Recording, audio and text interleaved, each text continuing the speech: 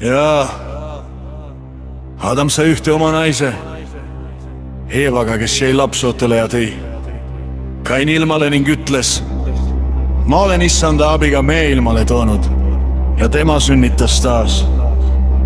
Ta venna Aabeli ja Aabel oli lambakarjane, Kain aga oli põllumees. Ja mõne aja pärast juhtus, et Kain tõi issandale roofri maaviljast ja Aabel tõi oma lammaste esimesest soost ning nende rasvast. Ja issand vaatas Aabeli ja tema roofri peale, aga Kaini ja tema roofri peale ta ei vaadanud, siis Kain vihastus väga ja lõi pilgu maa. Ja issand küsis Kainilt: mispärast sa vihastud ja mispärast sa pilgu maa lööd?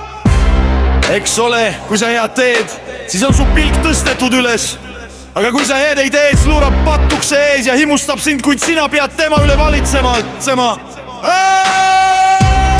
Ja Kain ütles oma vennale Aabelile leela väljale. Ja kui nad väljal olid, tungis Kain oma venna Aabeli kallale ja tappis tema. Aga issand küsis Kainilt: kus on su vend Aabel? Ja tema vastas: ei mina tea, kas ma olen oma venna hoidja. Ja tema ütles: mis sa oled teinud? Sinu venna vere hääl kisendab maa pealt minu poole. Aga nüüd ole sa needud siit maa pealt, mis oma suu on avanud su venna verd sinu käest vastu võttes.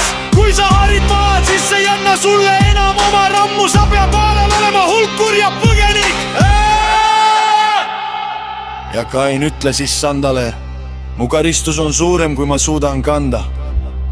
Vaata, sa oled mind täna ära ajanud siit maalt ja ma pean varjule minema su palge ees ning maa peal olema hulkur ja põgenik. Ja igaüks, kes mind leiab, tapab mu. Ja issand ütles temale: ei sugugi mitte, vaid iga ühele, kes Kaini tapab, peab 7-kordselt kätte makstama. Ja issand pani Kainile märgi, et leidja teda maha ei lööks. Ja Kain läks ära issanda palge ees ning elas Noodimaal hommikupool Edenit.